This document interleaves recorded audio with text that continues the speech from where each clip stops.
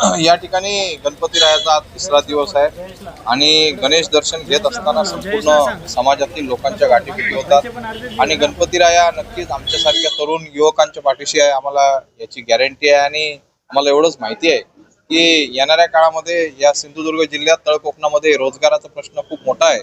या ठिकाणी हॉस्पिटल किंवा रोजगार हे प्रश्न सोडवण्यासाठी आमच्यासारखी काही युवक एकत्रित येऊन संघटितपणे एक चांगलं कार्य करणार आहेत. त्याच्यासाठी परमेश्वराचा आशीर्वाद लागतोय आणि तो नक्कीच आम्हाला लाभेल. युवकांचं जे प्रेम आहे ते आगळं वेगळं प्रेम आहे. या प्रेमाला म्हणजे आपण कुठे म्हणतात अतूट नातं, त्या प्रकारचं हे नातं आहे. हे केव्हाही तुटणारं नातं नाही आहे. या ठिकाणी साटेले बेडशी म्हणजे दोडामार्गचं आणि महाराष्ट्रातलं एकाच शेवटचं टोक आहे. या टोकावरती आम्ही आहोत. या ठिकाणी सुद्धा तरुण एकत्रित होतात. विशाल परब म्हणा किंवा भारतीय जनता पक्षाचा कोणताही नेता येऊ दे, या ठिकाणी सर्व मंडळी एकत्र येतात. हे आमचं भाग्य आहे.